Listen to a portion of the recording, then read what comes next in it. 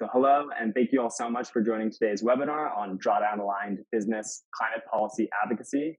My name is Julian Kraus-Polk. I'm a senior associate at Drawdown Labs, Project Drawdown's private sector testing ground for accelerating the scaling of climate solutions quickly, safely, and equitably. This webinar is being hosted by Project Drawdown in collaboration with Evergreen Action, Rewiring America, and ClimateVoice. Our intention for this webinar is to be informative, but also action-oriented. So hopefully you leave this session with some new ideas, inspiration, and concrete action items. With the recent passage of the Inflation Reduction Act, we have arrived at a pivot point. It has become clear that climate policy advocacy can be a winning political platform, and that businesses and the business community has an indispensable role to play in building more climate power, which is why we are very thrilled to be bringing you this webinar today. So I'm going to quickly run through the agenda for today. We're going to start off by providing some quick context for this webinar within the kind of broader Drawdown Labs Drawdown-Aligned business framework and then mission. And then Leah Stokes, Dr. Leah Stokes, will be giving some opening remarks, kind of going over business climate policy advocacy, and then we'll be opening things up to a panel discussion with some amazing speakers today. And then finally, we'll be moving into a Q&A from you all in the audience. And then at the very, very end, we'll be going through the next steps for taking action. With that, I will hand it over to Jamie Alexander to provide some context. Jamie Alexander, the director of Drawdown Labs. Great. Thanks so much, Julian. And thank you all for being with us today. So I'm Jamie, Director of Drawdown Labs at Project Drawdown. And this webinar is coming at a really exciting time for Project Drawdown. You probably know us for our work researching and communicating what climate solutions are. So our research shows that we already have in hand today the practices and technologies to limit warming to 1.5 degrees Celsius. We know what to do. Now we're shifting a bit to focus not just on what the solutions are, but how. So how do we bring climate solutions into the world at scale, quickly, safely, and equitably? So how do we scale climate solutions in the world? Well, we need people in jobs implementing climate solutions, installing heat pumps, for example. We need money moved from the sources of the problem to the solutions, like private capital, government funding, philanthropic funding. We need behavior change aggregated on a massive scale. And one of the most important levers we have is policy. We need policy in place to change the state of play so all of that can move faster. So the program that Julian mentioned that I run is called Drawdown Labs. We work with the private sector, so with businesses and increasingly investors and philanthropies, to use their influence to go well beyond, simple net zero emissions reductions goals to encourage companies and investors to leverage their full social, political, financial, and employee power in pursuit of a stable climate. So with that in mind, we developed what we call the Drawdown-Aligned business framework, which you'll see on your screen. And if everyone can go off mute, that would be fantastic. So the Drawdown-Aligned business framework that you see on your screen is really our effort at getting out on the table a broad suite of leverage points that companies have at their disposal to either help or hinder climate action. In this framework, you'll see that we've identified 8 leverage points, which, if implemented across the business community, could help create a tidal wave of systemic climate action at the speed and scale required. So this framework is a high bar for most companies. So that's why we're now doing deep dives on these leverage points to help normalize what this kind of corporate climate leadership looks like. So today we're double clicking here in the climate policy advocacy box, where the private sector has a tremendous amount of clout.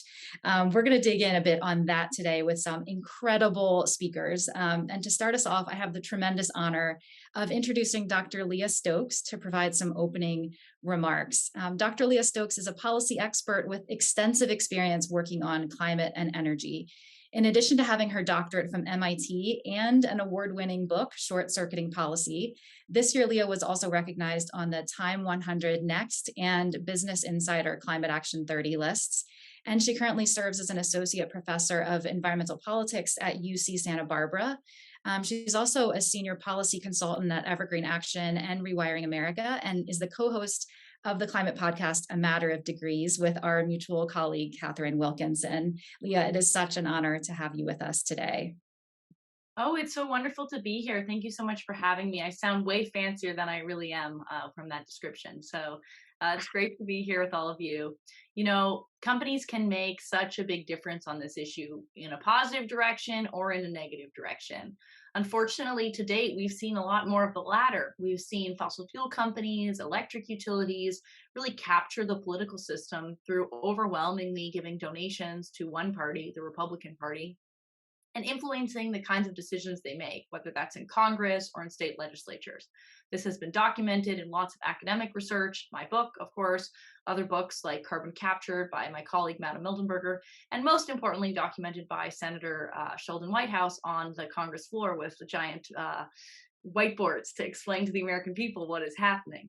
So it doesn't have to be this way. And Senator Whitehouse has really been at the forefront of calling on companies on the good side of the ledger to actually step up and do something.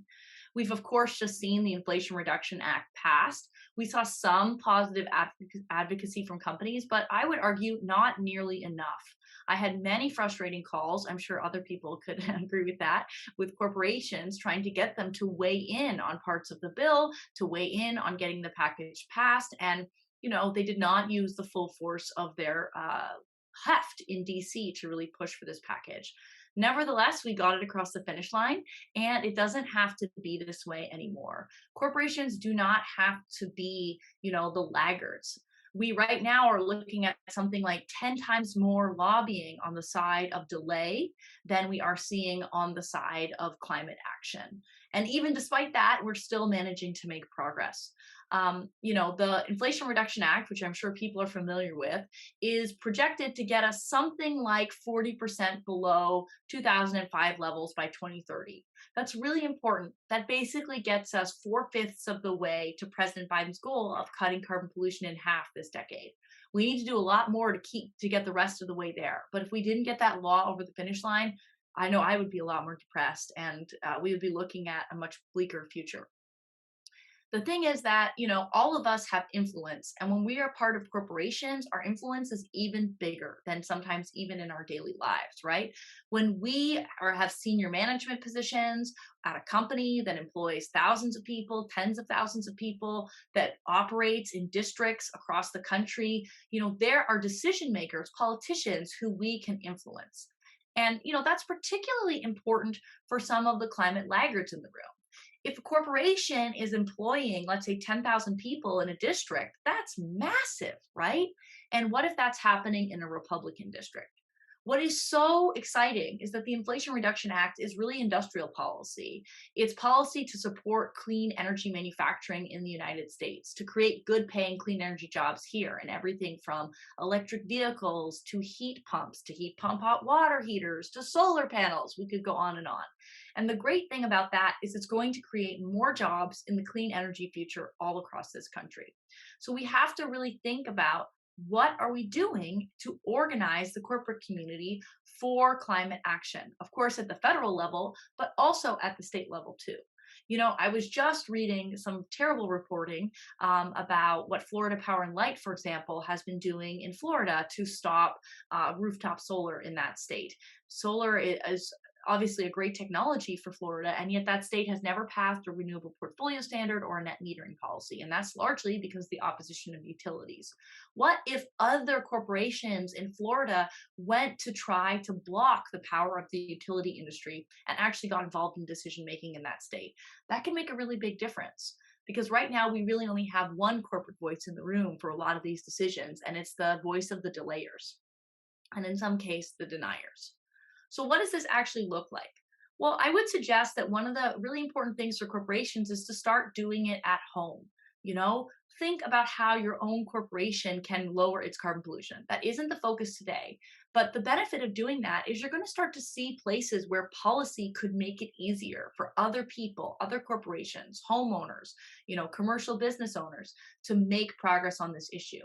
If you make a goal to electrify, let's say, all of the buildings that you own, operate, or rent, that is a way that you'll start to see what are the pinch points on electrification? What do we need more from government to make this easier? How easy was it to get that interconnection approval from your utility to actually put in that heat pump? Is your utility saying that you have to have the maximum amount of potential load at any given moment, even though the reality is that all the appliances aren't going to be operating at every moment, and you could use something like a smart panel. This might sound a little weepsy, but what it will do is allow people in your company to have firsthand knowledge of what changes need to be made to make the clean energy transition move faster. So doing it at home can also feed into policy recommendations and into lobbying on these issues. Companies also need to focus from being transactional on their climate lobbying to being fully committed to a clean energy transition and to a livable future. It's not just about, oh, well, this policy is super about my business and therefore I'm going to get involved and I'm going to lobby on it. I'm sorry, but climate change is everybody's business all the time. When we are looking at these billion-dollar weather disasters year after year, that's going to cut into corporations' ability to do basic business. Destabilizing the climate is not just something that's bad for our children or bad for our grandchildren. It's bad for us and it's bad for our company's stability. So we really need to think that every time there's a climate bill in the state house and DC, this is something that we care about as corporate leaders and we need to be working on them. We also need to be thinking as a corporate community about how to align campaign contributions. And there's a global standard called the Global Standard on Corporate Climate Lobbying. You could look at that. I'm sure Drawdown will send it out as a resource as well. But really think about who are you giving money to? And are you communicating when you're giving campaign contributions that climate change matters to you? Right now, as we've seen, Republicans are getting so much money from the fossil fuel industry, and obviously that is tied to them blocking progress, whether that's from the gas industry, as we've seen in reporting in recent days, like the American Gas Association opposing the Inflation Reduction Act, talking about wanting to roll it back, the fossil fuel industry through things like the American Petroleum Institute.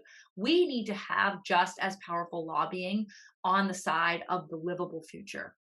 Unilever is an example of something that we can see the corporate community doing. They decided to pull out of the Chamber of Commerce. When the Chamber of Commerce is on the side of climate denial and climate delay, which they've been for so long, should your corporation really be part of it? And if you are part of it, are you using your voice within the Chamber of Commerce to say that this is not acceptable? We can't continue to block climate action. Salesforce is another company that is showing leadership. They have a kind of corporate plan and op-ed where they're talking about how they're going to do climate action that includes lobbying, that includes political engagement. And we can also see, for example, companies like IKEA doing things like trying to push for zero emissions delivery and making sure that the policy environment is there to make that a possibility. So we need these corporations who are part of trade associations to work with them, to quit them, or to confront them. If you're part of a trade association and it's not acting in line with our livable future, you as a person, you as a member of the corporate community should be using your voice to say that is not okay and try to work so that, for example, the Chamber of Commerce is not continuing to do the same thing that it's been doing for decades, which is to delay and deny climate action. Finally, I'll just say, and this is where you could put up the slide now, we have one community at Rewiring America that I just like to give a particular shout out and ask folks to consider joining. It's called CEOs for Electrification. We have 125 members right now in more than 25 states across 10 different industries. You can see at the bottom of the stage, the slide, it ranges from literally heat pump manufacturers like Mitsubishi Electric to companies that are installing, but also other kinds of companies that want to just electrify their own operations. So you don't have to be an electric company in order to be part of this. All you have to do is believe in electrification and want to get involved. The cool thing about joining a coalition like this is it's a way to plug you into policy opportunities to help you raise attention about this. And Ian Magruder, who's here with Rewiring America, is a great point person if you'd like to talk about joining the coalition. So let's all think about how we can become part of the climate solution. We can use the power of the corporate community to finally move us in the right direction. And with that, I'm going to hand it over to Lena Moffitt, my great colleague at Evergreen Action, who I think is going to open up the panel now. Thank you so much, Dr. Stokes. What an honor to join you all, including my dear friend and colleague, Leah. My name is Lena Moffitt. I'm Chief of Staff of Evergreen Action. I'm based in Washington, D.C., and we are a small climate nonprofit dedicated to advancing bold climate policy, and so have a lot of shared interests with all of you in the audience. And thank you to Project Drawdown for putting this together. I'm going to be our host for the panel today, and I will dive right in to introduce our panelists. First and foremost, Senator Sheldon Whitehouse, we are so pleased to have you joining us. Senator Whitehouse represents Rhode Island in the United States Senate, where he's fighting to protect our air and water, reduce carbon pollution, and position America as a leader in the clean energy economy. As a co-founder of the bipartisan Senate Oceans Caucus and a member of both the Senate Environment and Public Works Committee and the Finance Committee, Senator Whitehouse plays a central role in crafting policies to address climate change and strengthen environmental protections. He helped shape major climate components of the Senate Democrats' historic Inflation Reduction Act, which we are going to be talking about today. I've been a longtime fan of Senator Whitehouse's, even before you started your time to wake up floor speeches, I believe. So thank you for joining us. Next, we've got Paul Augustine, the head of sustainability for Lyft. Thank you so much for joining us, Mr. Augustine. You are heading up Lyft's efforts to reduce the company's environmental impact, including efforts to electrify your vehicle fleet, power the fleet with 100% renewable energy, advance environmental reporting, and policy advocacy, as we're going to be talking about today. You spent your career focused on making the environment cleaner, addressing climate change, from policymaking in DC to trading for a green investment firm in New York, to driving clean energy programs for utilities throughout the country, to your current role there at Lyft. A graduate of Yale and Columbia University, like myself. So excited to talk with you, Paul. Thanks for joining us. And finally, we have Mr. Stephan Nicolaeu, a partner at FullCycle, a sustainable infrastructure fund that specializes in commercializing innovation and technology that's climate critical, bringing forth nearly $7 billion of climate-related real assets globally. At FullCycle, he helms the firm's capital solutions and partnerships. He's a noted impact investor and brings over 15 years of private sector investing, public-private development, and advisory work, including the public-private partnership assembled to redevelop LaGuardia Airport, a $5 billion project, which I know we're all excited to see come to fruition. Stephan is a graduate of the University of Pennsylvania and lives in New York City. Welcome, panelists. We're so thrilled to be talking with you. So, Senator, I'd like to start with you. Perhaps you could share some opening remarks as well on the theme that Leah started us on. You obviously have not just a front row seat to how the sausage is made, but you're making the sausage. So from your vantage point, how do corporations influence the process as to whether or not policy moves forward or if it doesn't? Negatively. In one word,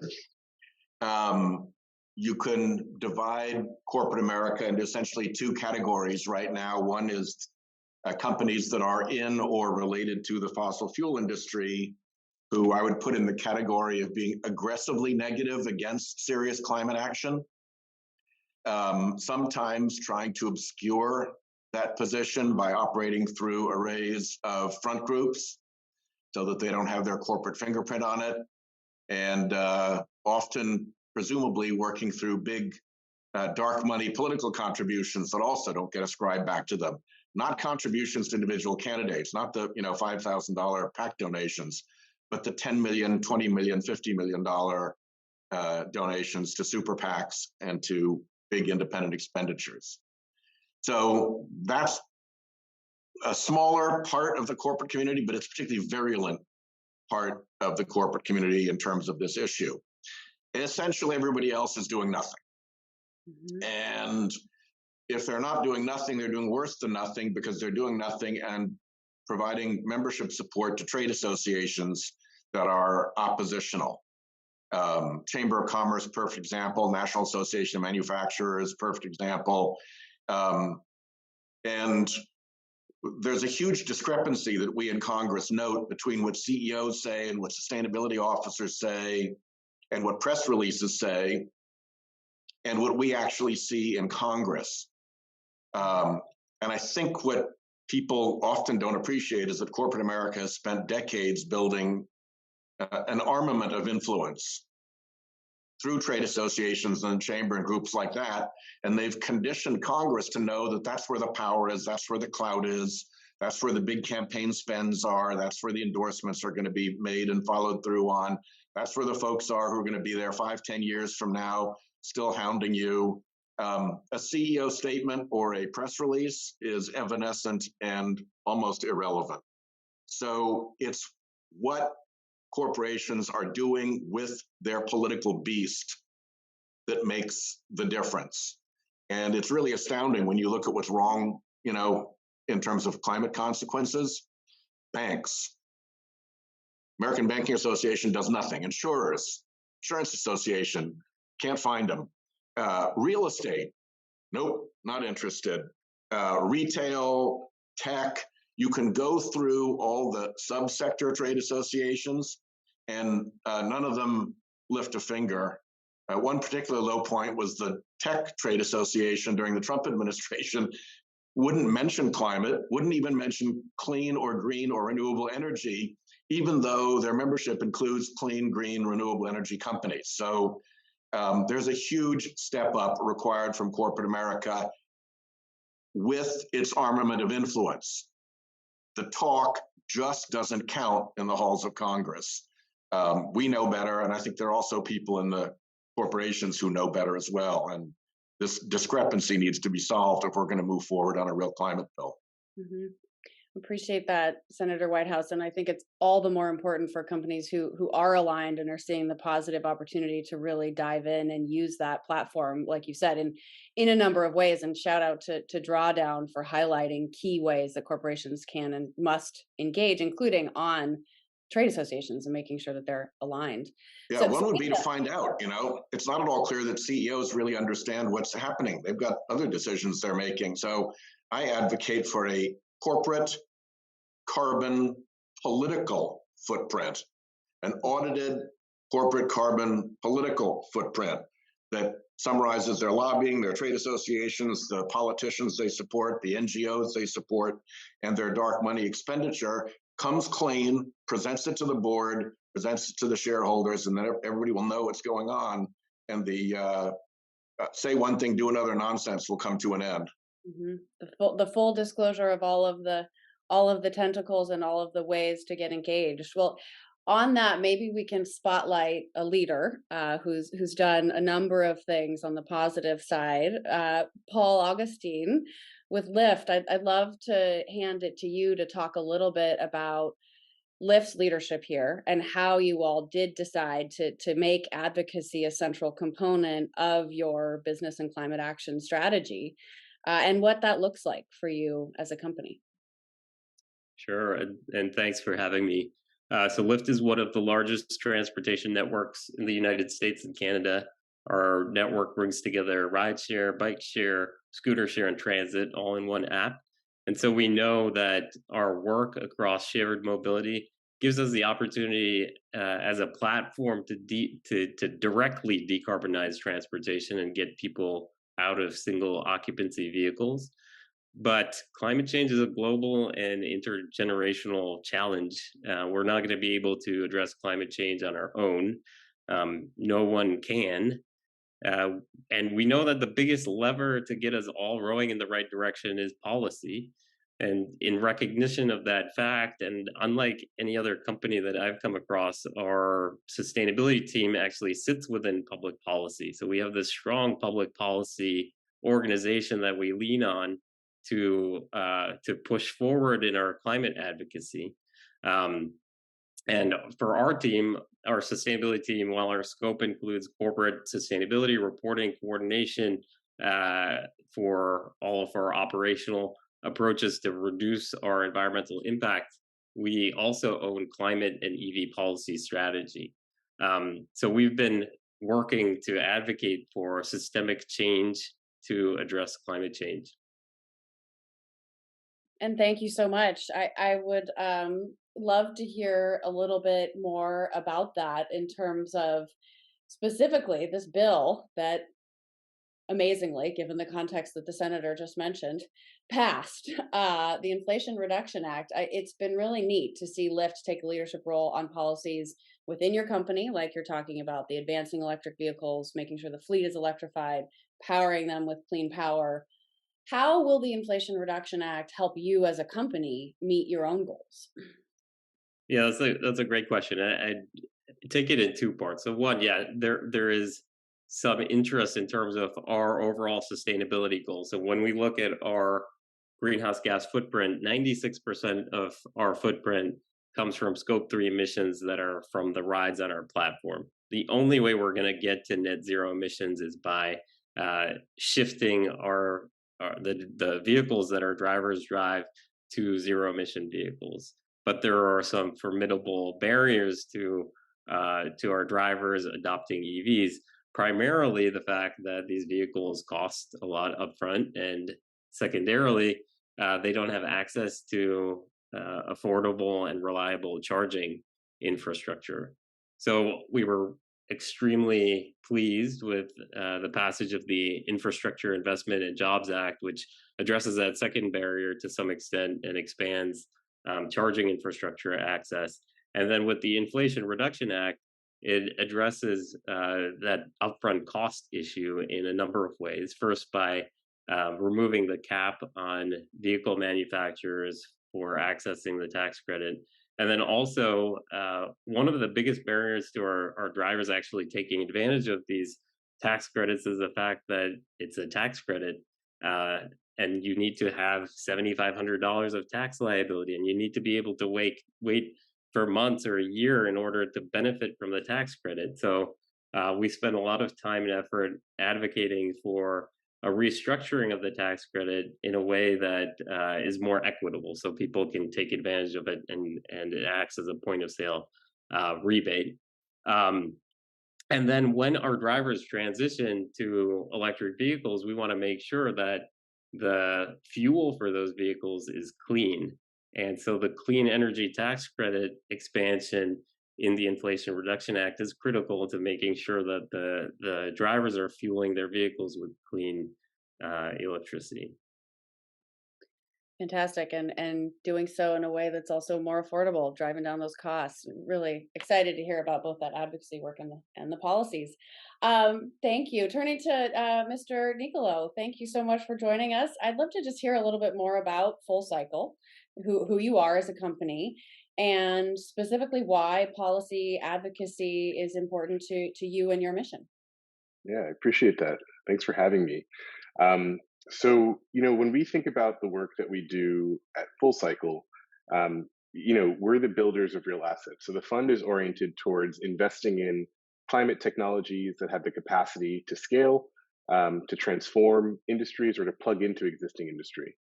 And so, everything we invest in is really around kind of its capacity to be built into the real environment, to be built into communities. And so the work that we do really does rely on, or intersects very heavily with, how municipalities operate. It intersects heavily with how policy can either be a great aid or a blocker for how capital flows come to build real assets. So our focus is really on thinking about the intersection of policy, capital, and innovation. And that intersection is where you find the most opportunity to transform systems, and you can really start to see where the gaps are in our agricultural systems, in our energy systems, in our waste systems. And so, we're deeply scientifically backed.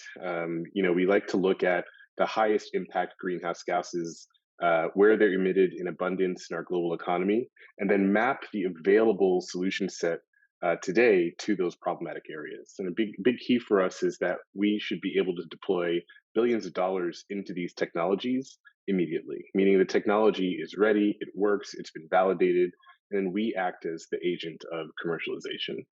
And so when we think about policy, and very good case study in the various components of the IRA, when you think about policy, what really the role, part of the role should be, is to galvanize capital and create kind of sustainable pathways for capital to flow into these kinds of investments. How are we going to turn over our aging 19th and 20th century infrastructure is a question that we have to ask collectively in that intersection of innovators, of capital providers, and of policymakers.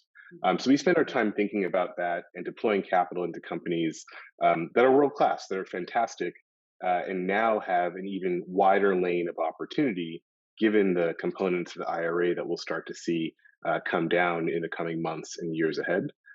So we're really happy to see that, and kind of, in thinking about the most effective, most sustainable, and most just low carbon transition, it really is kind of a game of understanding what role that government can play, what role private enterprise plays, and what role capital in particular, specifically from investors like FullCycle, can play in spurring innovation and actually accelerating the adoption of low carbon technologies. You mentioned it was mentioned at the outset, we're starting to see the effects of climate destabilization, right, all over the world.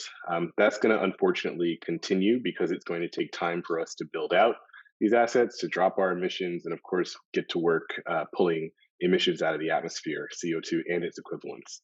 And then just one thing I would just add is quickly to think about, in a lot of our development of our thesis many years ago, when we founded the fund, we realized that focusing on gases like methane would be a lever for impact, right? So methane, nitrous oxide, fluorinated gases are 1% of the mass of our global emissions, but they're responsible for nearly 43% of the warming in the atmosphere. So abating those emissions first has an outsized effect.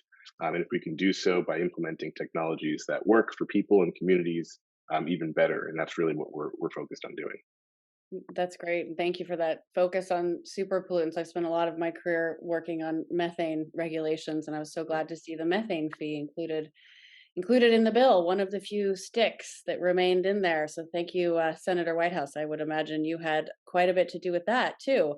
But I want to back up for a moment and turn back to you, Senator Whitehouse, and talk about that landscape that you opened with, about the influence of corporations and how nefarious they can be. And yet we were able to pass this unprecedented, massive public investment in climate solutions. So I would be curious if you could give us a little bit of a window into what happened to pass the Inflation Reduction Act, whatever you feel comfortable sharing with us. And then would love to talk a little bit more about the Business Roundtable and some of those influences that you saw too.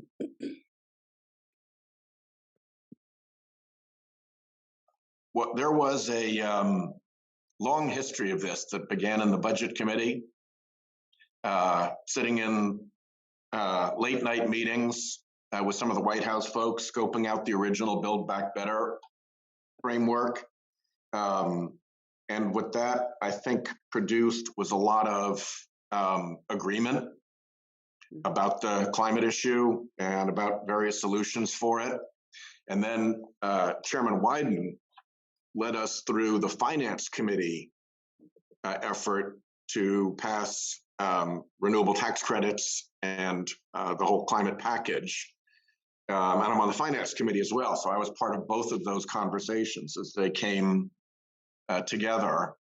And then in EPW, there was my methane fee, and Chairman Carper was able to negotiate with Chairman Manchin a milder version of it that Manchin would accept, Chairman Manchin would accept.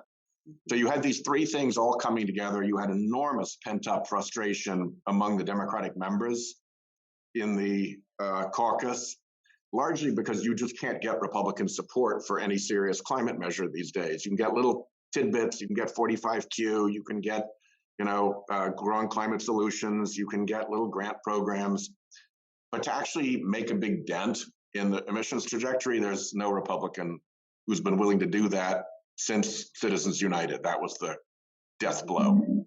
So really, I think what happened was that this was a very internal process in which the Democratic Senate caucus got together and said, let's do this. And it took a lot, as you know, of wrestling and back and forth, and how do you land the 50th senator and all of that. And along the way, I think there was a good deal of corporate influence in what I would call the refining and polishing of ideas. Mm-hmm. Companies coming in and saying, you're really not doing that the right way. That hurts us and it doesn't really help much, and evaluating those. But in terms of the overall shape of what could be done and in terms of getting it done, that was essentially the Senate at work and the Democrats in the Senate at work with very little discussion or concern about the political either inactivity or negative activity from corporate America around us. A lot of late nights for you all. Yeah, but worth it. You know, because the most important thing it did, you know, moving from 25% to 40%, gaining that 15%, we need to do a lot more than that. That's not like a humongous emissions achievement, but it showed that we could find 50 of us to stick together. We used the reconciliation process, so we didn't need Republican votes, so their blockade fell apart. And for the first time, we were able to get something serious done despite the hostility of the fossil fuel industry and all of its front groups. So, you know, the fact of a victory, entirely apart from the scope and size of a victory, is a big deal. And I think that's given us energy and enthusiasm to figure out how to do more. Absolutely. And I'm so excited to look ahead. And I'm curious how you think that some of the positive pro-climate oriented companies like those we have on the panel and in the audience today did help counter some of that negative pressure that you felt from the fossil fuel industry and from many of their trade associations, but, you know, including the Chamber of Commerce, which outright opposed. The Business Roundtable played this sort of mealy-mouthed role of supporting the climate provisions, but ultimately not getting there on the full bill. Do you think that some companies that obviously see the benefit in climate action, like those we're talking to today, did help counter that and were able to help usher in that advocacy that was key? Maybe. Maybe. I think that, you know, the two means of access here are through the armamentarium of corporate influence, which has yet to be deployed positively in any fashion on climate, period, end of story. It's all nothing or negative. And through personal relationships that a CEO or a company might have with a particular senator because they're located in the senator's home state, because they, you know, have known each other for various reasons. And I do think that there were a number of senators who could have been more cautious about this, but did get messages from personal messages from companies that they had confidence in and from CEOs they had confidence in saying, hey, you really ought to do this. This is actually, you know, good. And so, like, I'm not going to come yelling at you just because the chamber is opposing all this stuff. This is good stuff. And I think that was reassuring to people who were maybe a little bit wobbly about which way to go.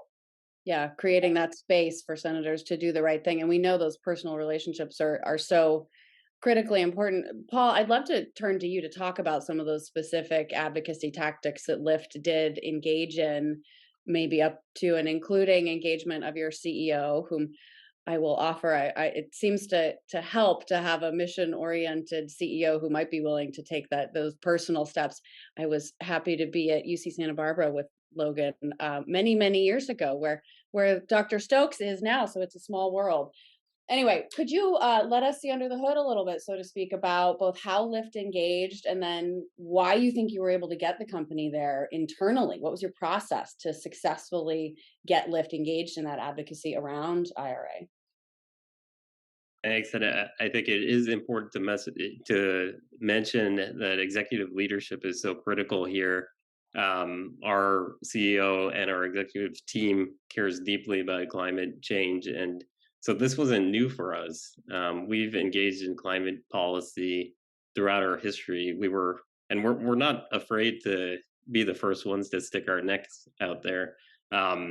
Just thinking back to when the U.S. was pulling out of the Paris Climate Accord, we were one of the first companies to sign the "We Are Still In" pledge. We filed an amicus brief when the Trump administration was rolling back fuel economy standards to support states and strong fuel efficiency standards. And then heading into the IRA specifically, we had dozens of meetings with administration and Hill staff and senators and legislators in support of the provisions of Build Back Better, trying to share our knowledge on the ground, trying to democratize electric vehicle technology and generally support broad climate policy. And when there were critical points in the advancement of the IRA, we tried to step in and provide that business voice. So I want to give a shout out to Project Drawdown in a couple instances. First, with the New York Times ad, they reached out about that, and we were able to get internal approval and buy-in to sign on to that within a day. And then similarly, in the 11th hour of the IRA moving forward, when it seemed critical to get the business voice out there in support of IRA. Project Drawdown again reached out to us, and our CEO was very happy to provide a supportive tweet and reach out to the critical Senate offices in support of passage of the IRA. So we're not a big association of businesses, but we are one business voice that tries to leverage our platform to advance climate policy. Fantastic. Thank you for all those examples. And yes, shout out to Jamie and her quick advocacy and organizing folks for those ads and other actions y'all took. Stephan, I'd like to hear similarly from you how FullCycle engaged, and then even perhaps more broadly, what you see as the role for investors in climate policy advocacy, broadly speaking. Yeah, sure. Well, I mean, first, I think investors play a huge role here that I think is underexplored and underutilized. And, we hope to be an exemplar for how investors can play a larger role in effectuating policy. And so, for us, we really worked through a number of our portfolio companies who engaged with lobbyists early in the kind of creation of the predecessor bills to the IRA. So really thinking about, for example, how water infrastructure is kind of an undertapped, pun intended, utilization of kind of clean baseload power that could be produced from, say, the water moving through municipal water supplies, right? So how do you galvanize the adoption of technologies like InPipe, which is one of our portfolio companies, which creates a unit that captures the kinetic energy of water moving through the pipes and meters it to power for the grid. Simple, easy to understand, but requires engagement of both water districts and utilities or energy off-takers to implement. And so really thinking about kind of what's the path forward that could be made more accessible and can kind of be an easier path for companies to deploy into cities and communities around the country. I think there's something to be said here, in addition to all the remarks that were said around the IRA, there are domestic implications. There are, of course, state and local level kind of actions that still need to be taken to be able to create an even better and more inclusive environment for capital to come to the fore, for innovation to be implemented. I don't want to skirt over the international implications of the IRA, right? So in 3 weeks, many of us will be in Sharm el-Sheikh for COP27. And for the first time in a very long time, the United States at least has a basement floor of what we can both encourage others to adopt as policies to take greater climate action that is backed up by real policy and legislation here domestically. It makes it a lot easier to have those conversations on the international stage. And we have to remember that we're not going to do all of the emissions reduction ourselves. So this really is an effort that is deeply international, that is deeply reliant on the engagement of polluters like China and India, of folks that to this point have not been as present in kind of climate action conversations, and really think about kind of how we can start to galvanize international cooperation. And that too is an area where investors can play a big role. Like, we invest in 6 continent solutions. We invest all over the world. There are dozens and dozens of funds just like FullCycle that do the same. So understanding the regimes and having coordination amongst the regimes that allow us to move our capital towards low carbon infrastructure is really important. And the IRA gives a good and solid baseline for what that can look like. And that's really part of the significance of the legislation, in my opinion anyways, kind of setting the stage for us to then come in as private sector participants, as capital providers, to go out and do that work all over the world and know that we have similar frameworks of what we are incentivized to do and what technologies can be most rapidly adopted in those markets. Yeah.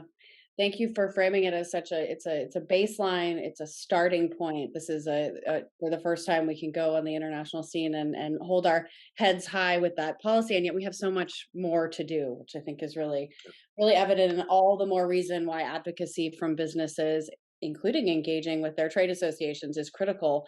I want to highlight some really good work that Project Drawdown has done, coming up with a simple bullet framework for drawdown-aligned climate policy advocacy. So for all of you businesses in the audience, 4 key things that you can do to really meet that gold standard. So using your influence to advocate for climate policy, like we've been talking about.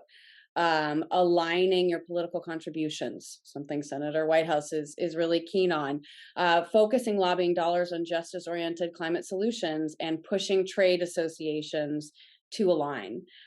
First, I want to ask Paul, do you see Lyft engaging in all 4 of these areas? Do you have actions planned there, or anything else we should add to that list?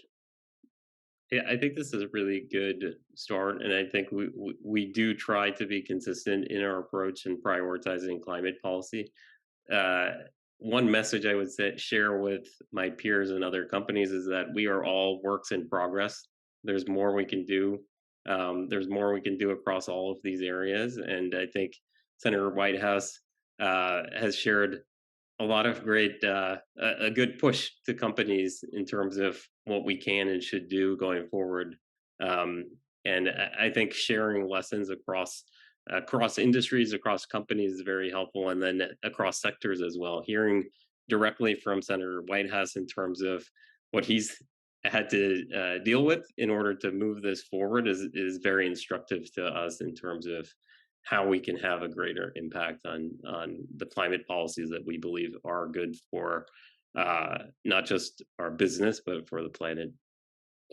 Senator Whitehouse is an organizer at heart. I think he's organizing us into better advocacy here. So thank you for the nudge. Absolutely.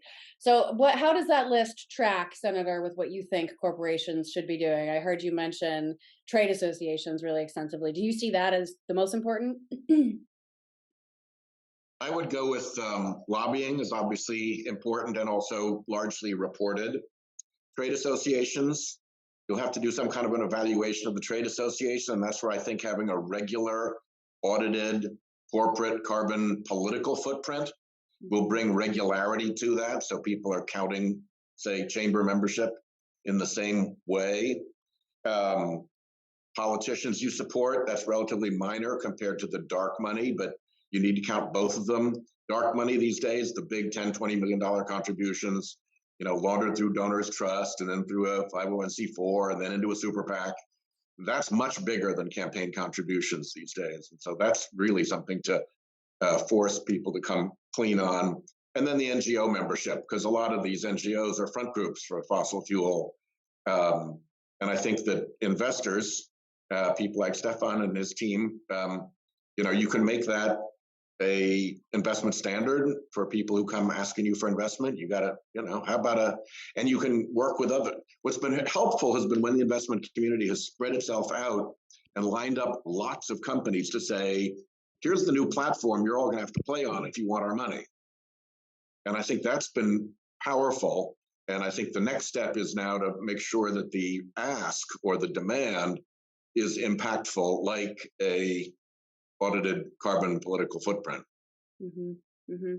Well, Stephan, maybe that's a good question to you in terms of the future of this advocacy and where you see investors demanding that the money go. Are you seeing an increase in that kind of investor interest in climate smart solutions and advocacy to push companies towards them? Yeah, so I think there's something here that we're only starting to see kind of come to fruition, and that's both in Europe, in a few other markets, and now in the United States. We have the prospect of real reporting standards around the footprint and operations of companies. That is, I believe, going to waterfall down both to, of course, public companies that have to report, but also private companies as well. Right? It's almost like having accounting standards, like GAAP accounting standards, right? When we look at a company, we just want to be able to understand what we're looking at when we're seeing all of the financials. The same thing's going to be likely in existence for companies who are reporting on Scope 1, Scope 2, and eventually Scope 3 emissions. And so thinking about being good stewards and managing risk well is something that we have to both implement as we invest in companies. It's also something we are beholden to as fiduciaries to report back to our LPs. And so there's something that happens here where we as a fund are kind of a focal point for capital, but we're accountable to much larger pools of capital, big pensions, sovereigns, endowments that are looking to make sure that we as a manager are taking into account all of the ways we are to manage risk by investing in companies. And so I think we're at a moment now where it'll be hopefully a lot harder to hide and to greenwash, in terms of the operations of a company. We'll be able to look under the hood and really audit and see. And thankfully, we now have kind of frameworks and standards that folks will have to abide by. So we're all seeing the same thing. I think that'll have a positive effect. And we're starting to see that, of course, when we look at companies, but we're a little bit different because we're only looking at companies that have a potential positive effect on climate action. And one thing I'd share, and this is for folks on the corporate side and as fund managers, one thing we do when we make an investment in a company is we hand them our playbook on all things DEIJ, on all things policies that they should be considering. We want to make sure that we're building really great companies that are inclusive, that take a long arc view as to what their impact can be, and really understand that taking the actions today to be more equitable, more sustainable, bear fruit in terms of returns and productivity down the line. And so at the very baseline, at the very, very much, sorry, I'm losing my words here. So at the very least, the companies have a baseline of what our policy expectations are. And they can innovate and go beyond that as well. And I think that could be something that, is a practice that investors adopt to make sure that across our portfolios, we've got dozens of companies that are at least looking at the right thing, reporting in the right ways, and doing the right actions that we'd like to see across the market. Mm-hmm. Fantastic. Well, we're coming up on our time here, but I'd love to give each of you a chance to answer one more question. So we've passed the Inflation Reduction Act, the big kahuna of climate policy. What is the policy that you or your companies are focused on next? And then, Senator, I'd like to have you close us out of what do you think is the next most important policy that companies do need to be focused on? But we'll let our test companies here go first. Paul, why don't you go first? What's at the top of Lyft's policy priorities? Yeah, so again, the Inflation Reduction Act is critical and the biggest climate investment we've seen, but doesn't get us all the way there. There's still work to be done in the policy world. In California specifically, we're working with a coalition, including environmental groups, the firefighters, and the California Democratic Party to advance Prop 30, which is on the ballot this cycle, and that would help make zero emission vehicles cheaper. It would help address wildfires and advance infrastructure. And interestingly, we are taking on the Chamber of Commerce in that battle. They are pushing against it, but we're encouraged. Surprise. Yeah, surprise. But we're fighting the good fight. Well, thank you. We're drawing our California businesses' attention to Prop 30. Thanks for your leadership there. Stephan, it's the top of your policy list. Yeah, so I'll go a little bit of a different direction, but this is important to us. So into COP27, spearheading an effort and building a coalition around an effort to upgrade the global methane pledge from last year. So identifying it as the Global Methane Pledge 2.0, an effort that will be both geospatial and identify for countries both the sectors and assets that are emitting the most methane in country. You'd be surprised how much of a variance there is depending on where you are in the world as to where methane is coming from. And I think part of the reason this is so important is because last year was the first time we even mentioned methane out of a global convening around climate action in the COP. And we didn't get very far in the year in terms of actual implementation. And part of the reason is because the question of how you actually reduce methane emissions is sometimes not fully understood by country heads, by ministers, and by folks who actually have to do the work on the ground.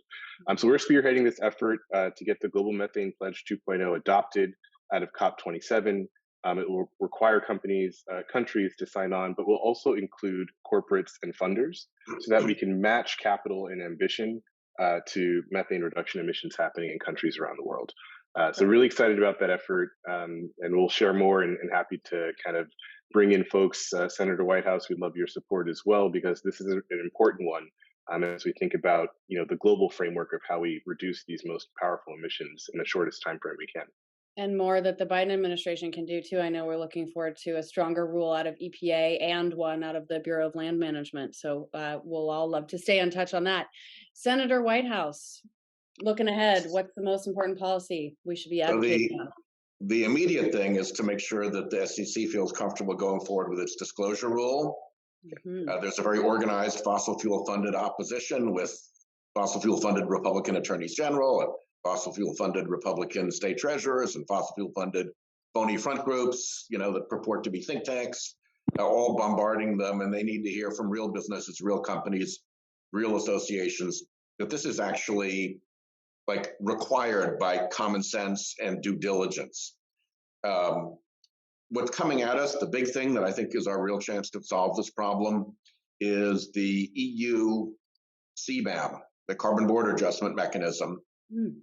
If we embrace it and welcome it and help grow it into a common carbon border adjustment among the EU, the UK, us, Canada, if we can do that, then a lot of very, very good things happen. And one of the things that the EU assures me about the CBAM is that even if we do nothing, even if we just pay the tariff to them, we still are economic net winners because of the manufacturing and supply move from China and other heavily polluting countries to US manufacturing, because the tariff is so much lower because we're more efficient than they are. So the corporate community is going to have some very big winners from an EU CBAM, and even more very big winners if we have matched it with a carbon border adjustment of our own. But that's also a little bit of a complicated policy space into which fossil fuel mischief can work a lot of havoc. So it's going to be, I think, really important for companies to step forward. They'll probably have to work their way around the chamber and NAM and groups like that, because they're just instinctively following the fossil fuel playbook.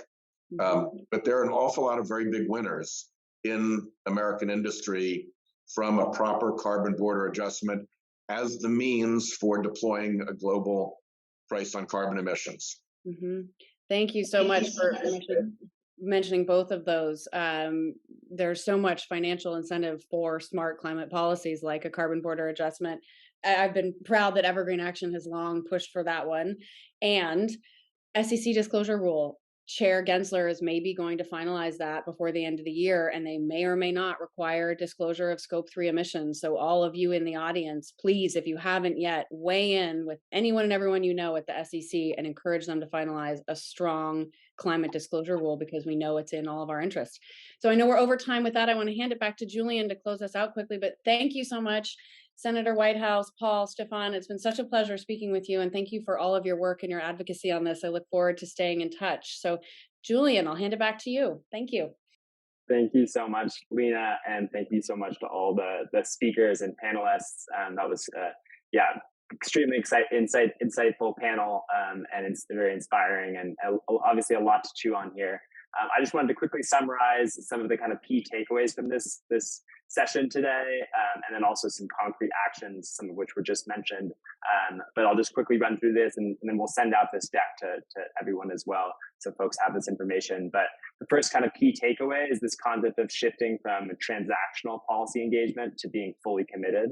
So kind of stepping outside of your lane and making sure that you have an awareness of where the biggest policy levers really are, and then focusing on those.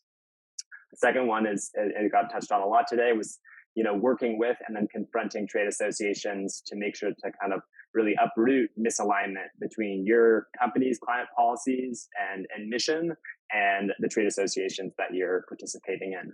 And then three, I think, Leah mentioned some of these resources at the very outset, but this idea of like really starting to have some internal conversations about how you're thinking about policy advocacy and integrating policy advocacy into your sustainability and business strategy. And there's some great resources that we have linked here. And then finally, just wanted to call attention to 4 opportunities in the near term to get involved. So the first is we're starting to work on a campaign to make sure that the USPS electrifies its fleet. And we'll reach out soon with some more details on that. Just wanted to flag that. Augustine mentioned the push in California, if you're headquartered in California, to get Prop 30 over the finish line.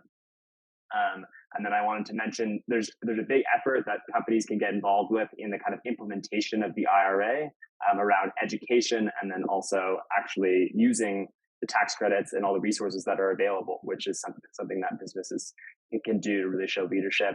And then finally, this was just mentioned, but using all the resources we have to really support a strong SEC disclosure ruling, especially including Scope 3 emissions. So with that, thanks for staying on, and thank you all again to the speakers and to Lena for doing such a great job moderating. And yeah, hope you all have a great rest of the day. Thank you again.